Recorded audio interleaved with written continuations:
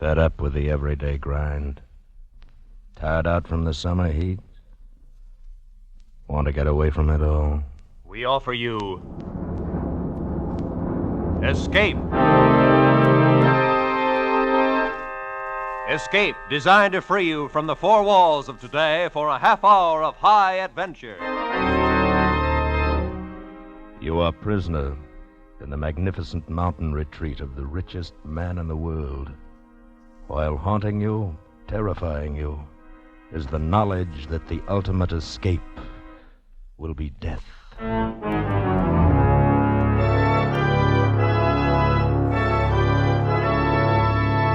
Tonight, we escape to an isolated Montana plateau and the strange secret of a stranger family, as F. Scott Fitzgerald told it in his fantastic story, The Diamond as Big as the Ritz.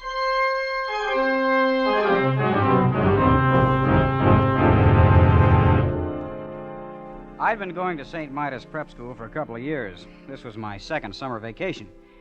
I'd met this fellow, Percy Washington, during the winter, and got to be pretty good friends with him. Only I didn't know about his family or where he came from or anything like that. Of course, I knew he must be rich. All the fellows at St. Midas came from wealthy families. So when he invited me to spend the summer at his home out west someplace, it was okay by me. We'd been on the train overnight when he first mentioned it. I don't even remember now what led up to it. We'd been talking about first one thing and then another. Percy, exactly where is your home? I mean, you bought the train tickets. It's in Montana, sort of a Montana? little place. Oh, yeah. Pretty wild country, isn't it? Some of it is. Now, you take Hades, Missouri, where I come from. It's been settled for 150 years.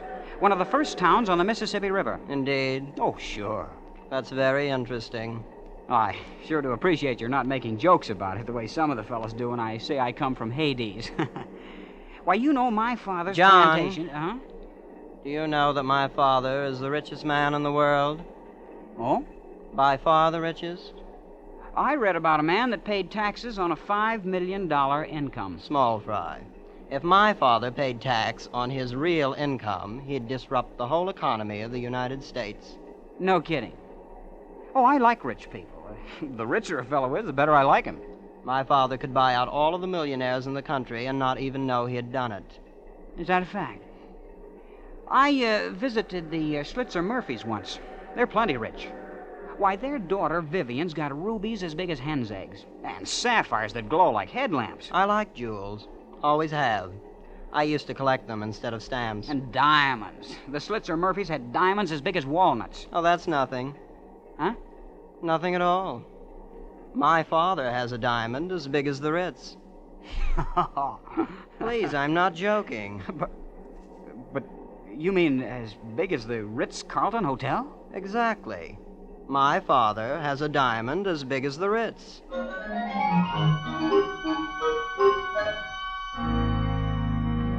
We got off the train about dusk at a little whistle stop called Fish, Montana. There wasn't anything there, not even a station. Just a broken-down old buggy and 4 or 5 sheep herders lounging beside the track.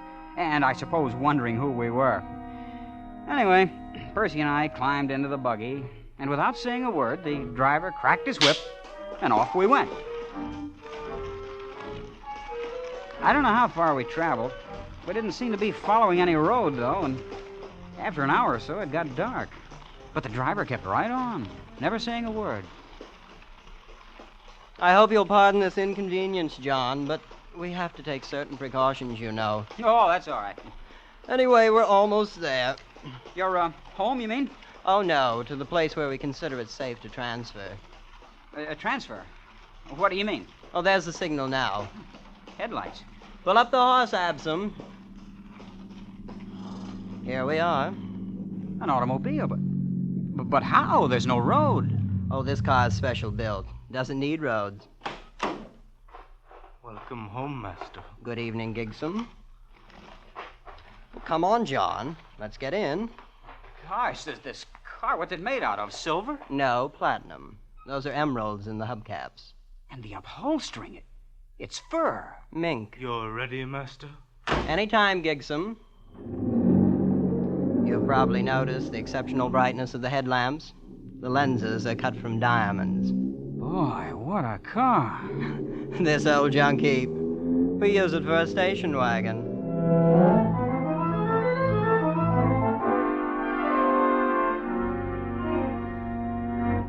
Hey, why did we stop, Percy? This is just a deserted canyon. Oh, we're not there yet, John. Wait, you'll see. They sent down the hooks while we were coming from the station. The hooks? Yes, to attach to the wheels, you know. That's what Gigsom's doing now. Incidentally, Gigsom will look after you during our visit. Look after me. Your personal valet. Of course, there'll be other slaves available, too, whenever you need them. Do you have a lot of slaves? 300 or 400, I suppose. Oh, all ready, Gigsom? Yes, master. Hello! Hoist away! Look, we're leaving the ground. Yes, there's a hoist up there on top of the cliff. Has cables about a quarter of a mile long. But what for? Oh, it's the only way in. Imagine hoisting an automobile a quarter of a mile up the side of a cliff. It's really nothing. As you may have guessed, John, this is not going to be like anything you ever saw before in your life.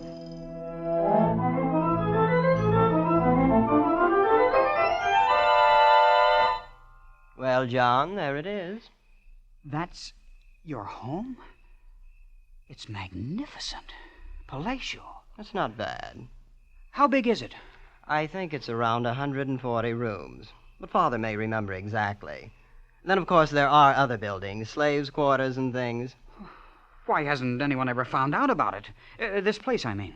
Well, for one thing, it's the only 5 square miles in the United States that have never been surveyed. Why not? Oh, things were arranged. I don't see how that's possible. Believe me, it hasn't been easy. I understand Grandfather had to bribe 3 government bureaus, a vice president, and half of Congress once to keep the place off the maps. But somebody surely stumbled onto it, prospectors, people like that. Oh, yes, that happens occasionally. Then, of course, we have to arrange things. You mean... Not always. Usually we just take them prisoner and keep them, like the aviators. Planes come here? Once in a while they fly over. Of course, they never get away. We have 9 anti-aircraft batteries around the hills. You shoot them down? Oh, yes, great sport. It does upset Mother a bit. And there's always a chance one might get away. That's Father's greatest worry. This place is this whole thing. It's fantastic. Oh, come now, John. I picked you for a fellow with his feet on the ground. And you haven't seen anything yet, you know. This is only the beginning. And it was only the beginning. We crossed the acres of lawn and entered the great chateau. And from that moment on, vision upon vision tumbled together in a gigantic kaleidoscope of color, symmetry, and exquisite harmony. There were corridors lined with gleaming crystals lit by lamps cut from emerald, and great halls carpeted with chinchilla fur and ermine. And there was a white-haired man, pink-faced and very pleasant, who was Percy's father. And Percy's mother, a lovely lady with dark hair piled high on her head like a fragile queen. Soft music came from hidden places. Perfumes filled the air. Exotic foods and wines more rare than pearls. I thought there could be no more nor greater wonders. I was wrong. There were many more and greater ones. And one of them I discovered the next morning in the garden.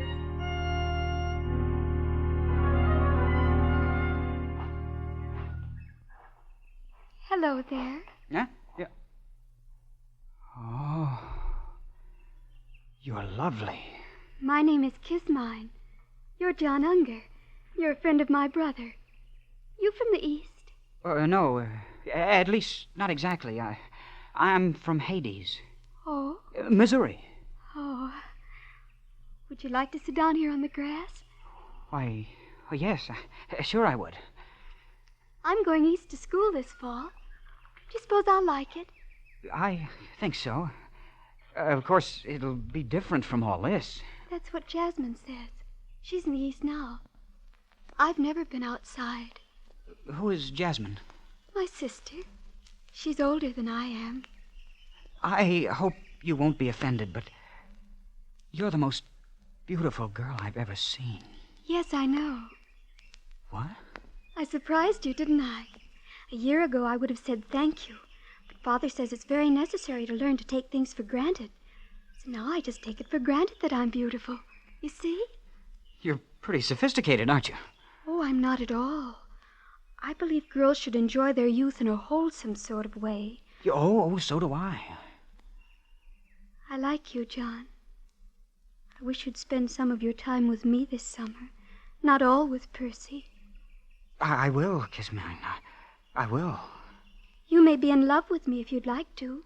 I'm absolutely fresh ground, you know. I am in love with you. Of course, we'll have to meet secretly. My parents wouldn't permit it if they knew. Then that's what we'll do. I have to go now. I'm supposed to be with Mother at 11. Aren't you going to ask me for a kiss? Jasmine says boys always do nowadays. Some of them do, but not me. We don't expect nice girls to do that sort of thing.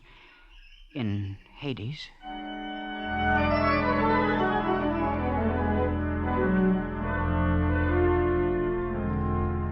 It was a funny thing. Percy's family were polite, friendly, always smiling. And yet all the time I had a feeling that some terrible and golden mystery lay hidden just around the corner. A few days after I'd met Kismine, Percy remarked casually that an unusual event had occurred. A man had escaped from the cage. I didn't know what he meant then, but the next morning I was walking with Percy's father on the grounds of the estate. Mr. Washington, Percy said something about a man escaping from the cage. I didn't quite get it. The cage, well, perhaps you'd like to see it. This might prove interesting, just as a novelty. It's over there. These trees, they're 60 feet tall, and they have roses blooming all over. Yes, it's a rather interesting development by a Swiss botanist. These are the only ones in the world. Oh, I'll be darned. Although I suppose you'll see them all over the country in a few years. No, these are the only ones. That was arranged. Here we are, the cage. It's a pit dug in the ground, and a grating on top. Oh, yes, it's not really a cage, except in a certain sense. Well, boys, how are you getting along? How many men are there down there? About 50, as I recall. Who are they? Oh, aviators we've shot down, wandering prospectors, men of that sort. But why are they kept there? They've all had the common misfortune of having discovered El Dorado. Gentlemen, I am sure you would like to know that your companion who departed without my permission has been taken care of. Yes, he was shot by some of my agents in 14 different places. Golf, Mr. Unger? They found him then? The man who got away? No, those places were towns. My agents were overeager. None of them could offer a positive identification. I'm afraid the man may still be at large. You see, it's not all utopia here. No, we do have our difficulties. Isn't it a little unnecessary, holding them like that? No, not at all. It's the only way to keep this place hidden. Yes, I guess that must be important. Oh, Percy was telling me something on the train. I thought he was kidding, but... Well, he said you had a diamond as big as the Ritz-Carlton Hotel. Oh, yes. Yes, indeed. As a matter of fact, it's much bigger than the Ritz. Much bigger.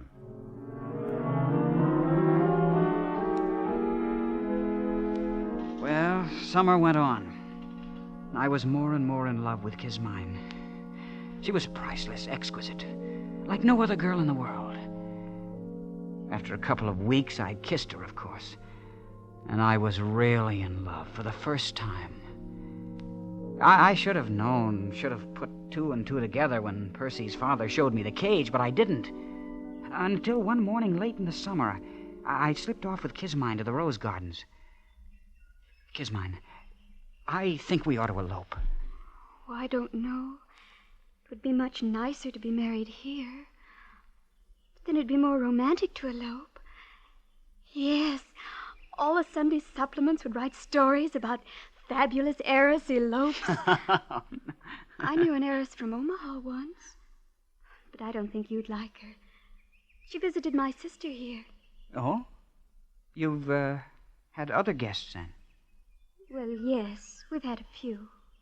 Wasn't your father ever afraid they might talk outside? Well, to some extent. Let's talk about something more pleasant. What's so unpleasant about it? Well, I grew quite fond of some of them. You mean they told? And your father... They didn't get a chance to. Father had to be sure. But that's murder. Well, what else could we do? In the cage, they'd have been a constant reproach to us. And Father does it so nicely. They're always drugged in their sleep, and we tell their families they died of scarlet fever in Butte. I'm not sure how that affects the statistics there. Of all the horrible... But it's not. After all, it'd be terribly boring here without ever having anybody. Why, Father and Mother have sacrificed some of their best friends. You're no better than... That's what they plan to do with me, then. Couldn't you try to forget it? Be nice to me until you're put away. It's only for 2 or 3 weeks. You'd go on this way, kissing, talking about love, when you know I'm not much better than a corpse. You're not a corpse. You're not. I won't have you saying I kissed a corpse. That wasn't what I said. You did, too. I did not. You said that... Now, just a moment. Father. Who kissed a corpse? Nobody. We were just joking. Now, you two haven't any business here anyway. Now, Kismine, go read. Go play golf. Now, don't you let me find you here when I come back. Yes, Father. Yeah. Good day, children. You see, now he knows you've spoiled everything. You don't really love me. Kismine, you... Oh, what's the use? What if you are rich and have this place? Why would it be so terrible if anyone found out about it? Why, it's on account of the diamond, of course. Diamond? What is this diamond all of you talk about? Well, it's... You'd better ask Percy.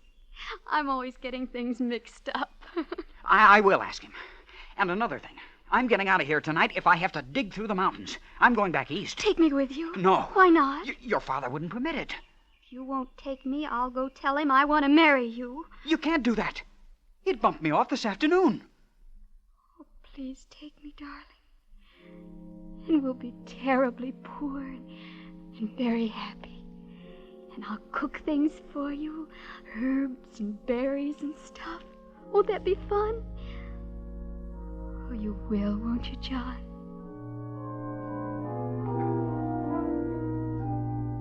Well, my head was really in a whirl. This whole thing was fantastic. And so was the family. Even Kismine. I couldn't think of anything to do, but I rushed to see Percy. But, John, why didn't you ask me before? Because I thought you were kidding all the time. I know. You wouldn't believe me if I'd told you.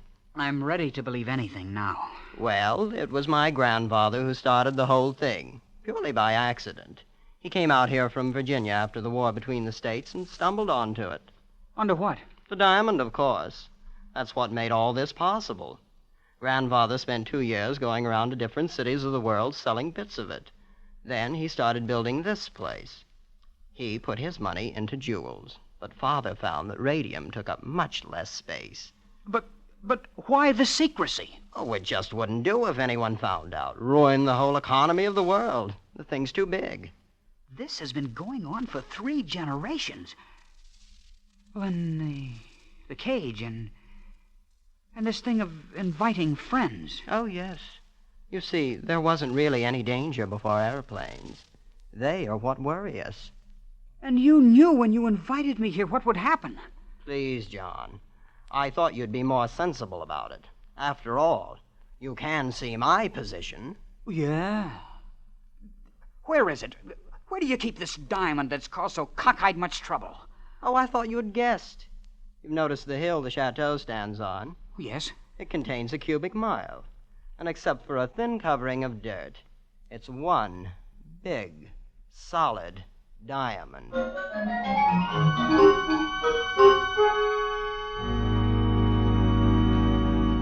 It was nearly midnight.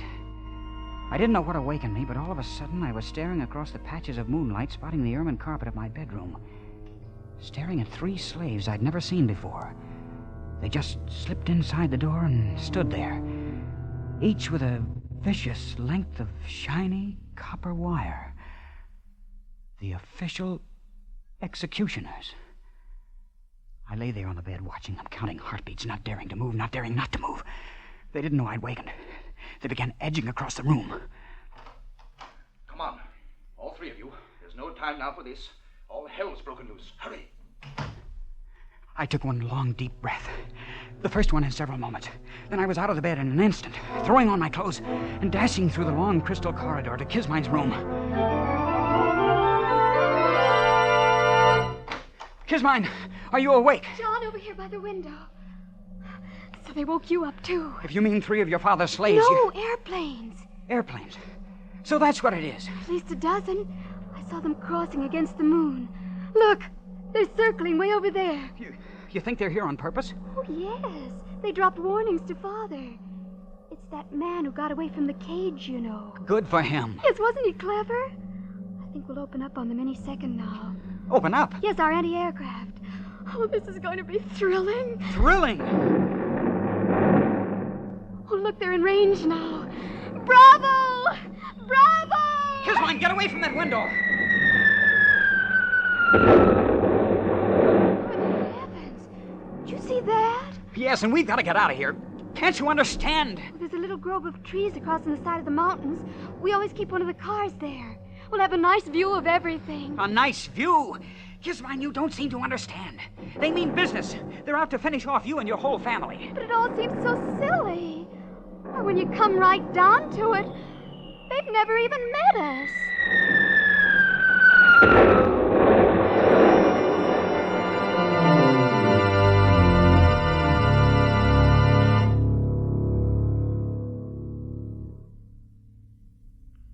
What time is it, John?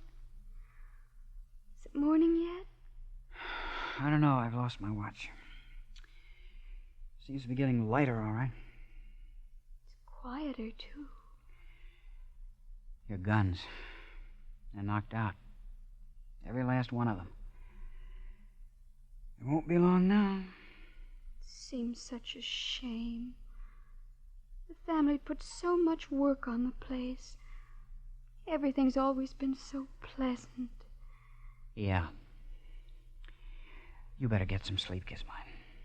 I'm going to walk down the path a little ways. You'll come back. Yes, Kismine. I'll come back. At the edge of the wood, I stopped and looked out across the valley toward the wrecked chateau standing on its diamond hill. And then suddenly 3 men appeared, bearing a heavy burden among them. It was Mr. Washington and 2 of the slaves. All right. This is far enough. We'll stop here. Now, hoist it up and hold it there. Both together now.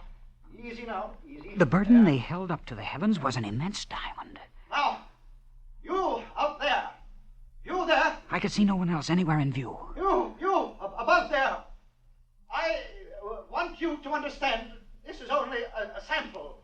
I'll give you 1,000, cut as fine, set in pedestals of platinum. And I'll build you a temple 1,000 feet high, cast of solid gold. And on the top of it, I'll put one diamond 100 feet across. A thought began to dawn on me. I couldn't believe it. I'll letter your name in the temple in emeralds. And I'll see that the whole world worships at its base. All you have to do is make everything the way it was before. Mr. Washington was offering a bribe to God.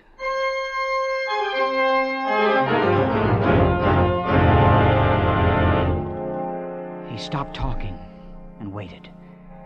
And then, out of the silent heavens, blossomed the white puffs of parachutes. The man who had tried to bribe God looked up and saw them. And he became old in an instant.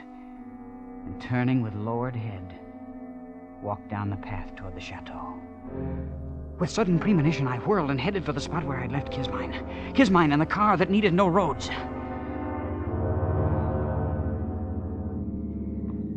Haven't we gone far enough, John? I suppose. We're 10 miles from the chateau. It's all so hectic. This rushing about and losing sleep and everything. Hand me those field glasses. Here they are. You see anything? No. Oh, wait. What is it? It's your father and mother. And Percy. They're going into a tunnel down below the chateau. They've got an underground escape. No. No, I remember now. The mountain's wired. Some kind of an atom bomb. Atom? Atomic bomb? That's it. Father's had it for years. He always said it would disintegrate the whole works, diamond and all. Of course, he only regarded it as a last resort. So he'd rather have it like that. They're all inside the tunnel now. I can see the troopers moving in. I don't suppose there's really anything to be done about it now. And there wasn't.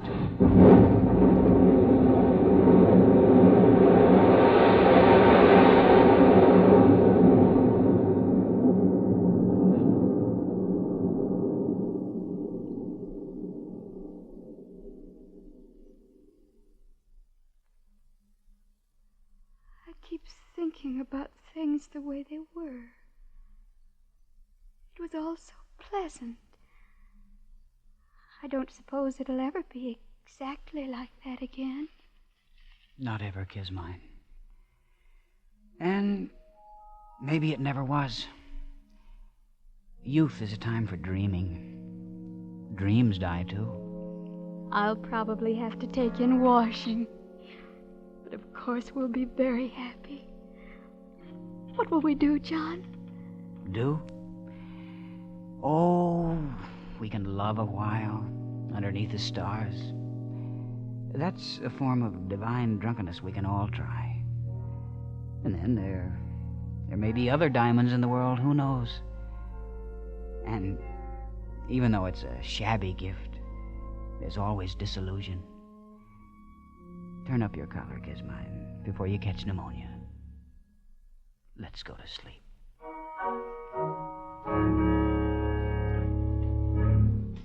Escape is produced and directed by Norman MacDonald. Tonight we have brought you The Diamond as Big as the Ritz by F. Scott Fitzgerald, adapted for radio by Les Crutchfield, with editorial supervision by John Dunkel.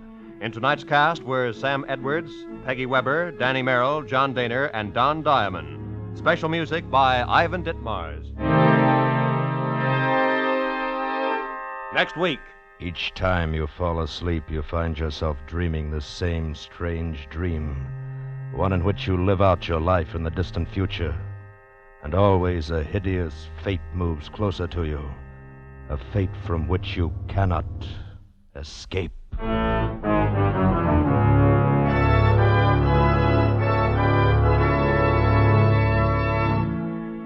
Next week, we escape with another great story by one of the world's greatest authors. Good night, then, until this same time next week, when once again we offer you Escape.